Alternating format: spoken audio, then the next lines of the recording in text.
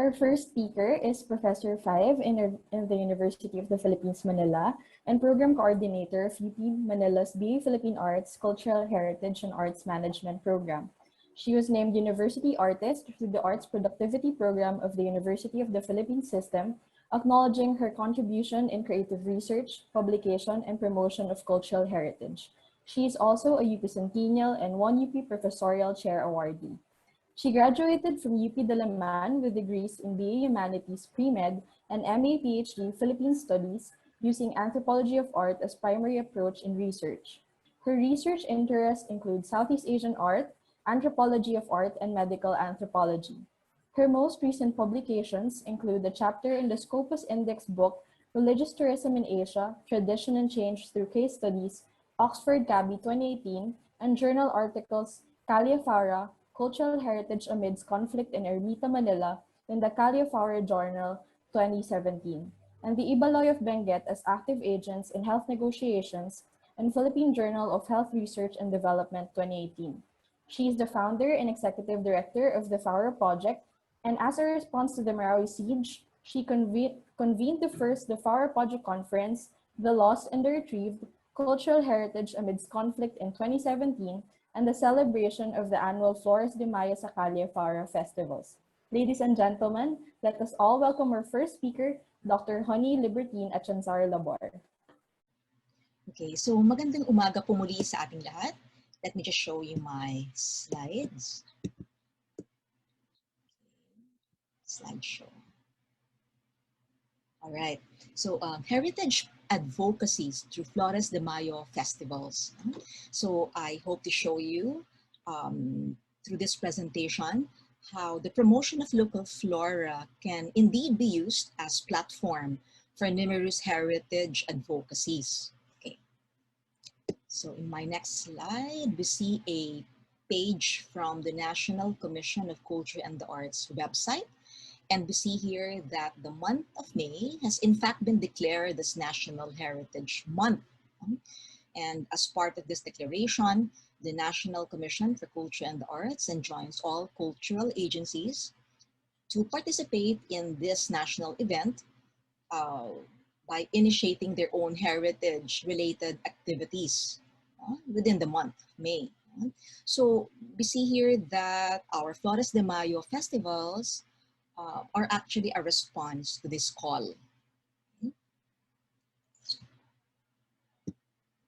So in this slide, we see a page from the official Facebook site of the National Museum, and we see them also promote flowers in the month of May. So this was posted on the first Monday of this month, and we see here 4 local coins showing images of endemic flora.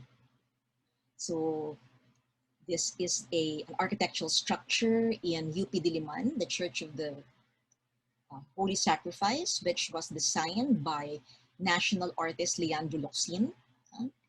And we see here that this structure or this parish was also declared as one of the official Jubilee churches of the Archdiocese of Cubao. Now, since most of the people simply attend the Mass online, we see here the parish priest, Father Bong Tupino, offering flowers the first Sunday of May in behalf of the people. And from UP Diliman, we go to the area where UP Manila is located, so this Ermita. And in Ermita, we see the shrine of the Nuestra Señora de Guia, or more popularly known as Ermita Church.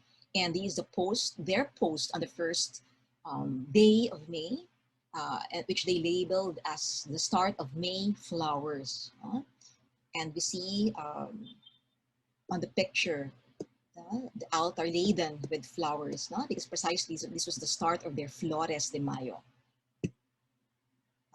This was the blessing of the Porta Santa, or of the Holy Door, also in Nuestra Señora de Guia. And interesting to see the presence of pandan plants at the background. And we see the significance of this background, of this, of the pandan in relation to the founding of Ermita. So, so we read the on their museum exhibit that on a Saturday, 19th of May, 1571, Miguel Lopez de Legazpi took possession of Manila in honor of the King of Spain, Felipe II. And on this occasion, one of his soldiers roamed and reached as far as the seashore in what is now the site of Ermita Church. So there he saw a wooden female figure on top of a trunk surrounded by pandan leaves, so being venerated by the locals. So marking the spot where it was seen is the area where the Archdiocesan Shrine of the Nuestra Señora de Guia complex now stands. So its origin is not definitive, but its close resemblance to the Santo Niño de Cebu has made everyone who were present believe that it must have been brought there in 1521 to the Philippines by Magellan's ships and was sent by the Cebu native chiefs as a gift to one of the many Rajas of Manila. So the significance of the plant, no? Pandan leaves. So the pandan is an endemic plant in Southeast Asia. Okay, so this shows a slide from the lecture by Dr. Jaime Galvez Tan. It's given during the UP Manila Quadricentennial Lecture Series. This is a slide from his lecture wherein he discusses 3 medicinal plants described by Magellan's chronicler, Pigafetta, in 1521. So there was no mention of the pandan plant in his lecture, but we know for a fact that the pandan is endemic to Southeast Asia and definitely thrived in Philippine soil even previous to 1521. So the pandan has not been thoroughly studied, and so many of its health benefits are merely anecdotal. Its traditional applications, though, include joint pain relief and blood sugar management. The Royal Decree, 9 August 1578, the King of Spain declared Nuestra Señora de Guia as a sworn patroness of Manila by reason of the continual favors that the Blessed Virgin lavished on the city. She was referred to as the Nuestra Señora de Guia because of the assistance or guidance sailors received from her at sea. Since Spanish colonial times, she granted abundant favors, particularly to ship navigators.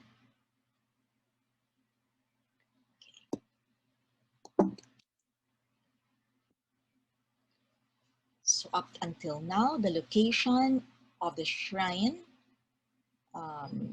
is there where it was founded. This is exactly where it was founded. And we see the image of Nuestra Señora de Guia in the lower right, recently clad in a new outfit designed by no less than the famous Filipino designer, Barge Ramos. Of course, we see the Nuestra Señora de Guia surrounded by flowers, and right beneath her is a pandan plant. But what is interesting, or more interesting, would be this embroidered pandan plants, no? Placed here meticulously by Barge Ramos. So indeed, local flora has a rightful place in the celebration of our quincentenary. We may only be celebrating this year, the 450th year of the finding of this image, but its association with the Santo Niño de Cebu gives us one reason to celebrate it now. So more importantly though, its association with the pandan plant, which is native to the Philippines and its existence outdated, no? It gives us more reason to do so. So the second part of my presentation would be that of showing you the themes of our 3 Flores de Mayo festivals, which showcase and promote the importance of heritage with local flora. So the very first Flores de Mayo festival took place in 2018 with the theme of endemic flowers in the Philippines. So we see here an actual procession of endemic flowers on arches carried by some students in UP Manila. So the procession started from the oblation in the College of Arts and Sciences en route to the Centennial Oblation in front of the Philippine General Hospital. And from there, they proceeded to the PGH Chapel to sing some Marin songs, and from there to they proceed again. To the ophthalmology building, and the last stop was the Museum of the History of Ideas, no, where we had an exhibit of endemic flowers. So we had with us then Miss Bing Famoso, who eventually will found the Philippine Botanical Arts Society, no? And we will have her a second speaker for today's event. No? So this the festival, the first Flores de Mayo festival was covered by CNN Philippines in national broadcast. So there was an artist talk in the event, and there were also workshops, no, on endemic flower painting, and these are actually shown, or the outcome of this workshop are actually shown on the sashes, no, which were worn by the students, no, during the procession. So this second Flores de Mayo festival was an advocacy, no, for the Arroceros Park. So the so-called lung or last lung of Manila. So we conducted awareness talks, provided nooks in UP Manila where students could input their signature in support of the preservation of the Arroceros Park. So yes, so we supported the signature campaign against building the gym right in the middle of the Arroceros Forest Park. And yes, we were most grateful to have been part of that campaign, for eventually the City of Manila declared the Arroceros Forest Park as a permanent forest park, disallowing any building of structures, which would be a deterrent to its being such. Okay.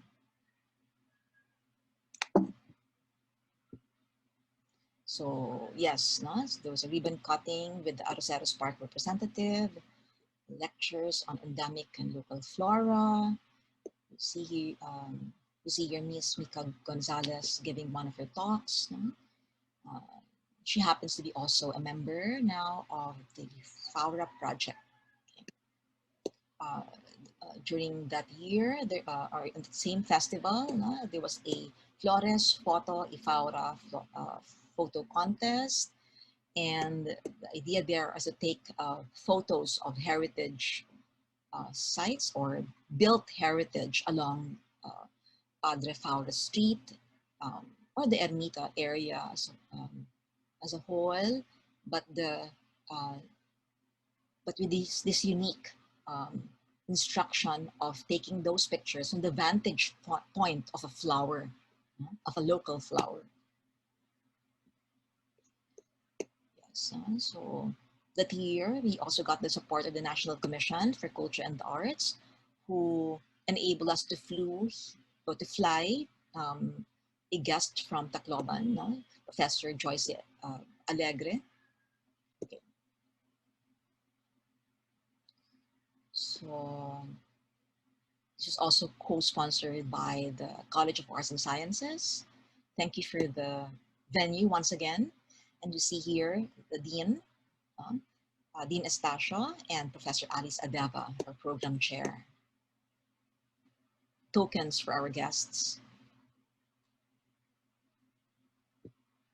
Okay, so the third festival was supposed to have taken place last year, if not for the pandemic. No? And we wanted the theme to be healthy parks and healthy people, which is a global movement that harnesses the power of parks and public lands as a health resource. So it works to advance the fact that all parks, urban and wildlife, or wildland, are cornerstones of people's physical, mental, and spiritual health, social well-being, and sustainability of the planet. This was an outcome of the International Union for Conservation of Nature Conference 2014, which took place in Sydney. So this was the conclusion of the SAD conference. And we see the response. Oh yes, here first we see the slide, which puts in context that conclusion, that contact with nature is essential for human emotional, physical, and spiritual health and well-being. So we see the response of Canada by setting a day each year to give free access or free use of the Ontario Park. We see several European countries participate in this European Day of Parks in 2017. We see a number of them united in this call to support parks, and it's good for mankind. And then in the US in 2018, they had something similar. So we wanted to also do our share, share in this advocacy in that particular or in last year's festival. We in fact started to already do preliminary preparation for that event through our revitalization of the Plaza de Nuestra Señora de Guia project. This is the nearest park from UP Manila. This is a park which is right in front of the Ermita Church. We see here that the image, or an image of the Nuestra Señora de Guia at the very site where the image was found in 1565, and right beneath that is a flower bed, but you will notice that not a single pandan plant was present. Thus, the greening of the park became a part of a heritage project, with the Sangguniang Kabataan officers of Ermita, who helped us gather children in the park. We see Miss Marinel Completo, the SK chairperson, at the lower leftmost picture, who happens to be our student in UP Manila, majoring in the Phil Arts, in the BA Philippine Arts, Cultural Heritage, and Arts Management program. We see in the picture right above this some Phil Arts students pointing at image of the built heritage along Pade Faura Street from an activity book prepared for the children. It's a heritage book, which could be colored. So we see as well here the parish priest of Ermita Church who we had to invite since we were using his venue. And beside him, the other officers of the Sangguniang Kabataan of Barangay Ermita, of the district of Ermita. So we also prepared, we see it on the right, lower right on the page, on the slide, art packs for the children. So together with the book, coloring materials and the like. Well, the Rotary Club of Ermita sponsored the food. So it was a collab of different, both private and public entities. So this is the book prepared for the children. Had 2 volumes, volume 1, volume 2. Plates, yeah, had colored versions. Okay. See here the marker of PGH in one of the page on the book.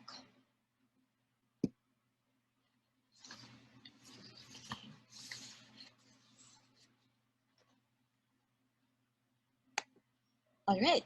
So, but again, it's because of the pandemic that didn't push through, and this brings us now to this year, 2021, wherein it was not a no-brainer that the team should actually be in sync, with our quincentennial commemorations. So we had to, so despite the pandemic, we had to push through with this festivity. It was something that we had to push through to be part of the celebration of the quincentenary. So since our initial plan of a grand procession of endemic and local flowers to the conduct of an actual Santa Cruzan along Pade Faura cannot push through, we celebrate flowers this year through an online exhibit of native flowers by some of the best botanical art painters in the country. So this exhibit will be launched right after our series of talks this morning. And I end my presentation here. So once again, welcome to the Flores de Mayo Festival and Conference. And we hope you get to join us as well in the other activities that have been planned for the entire week. So once again, thank you for listening.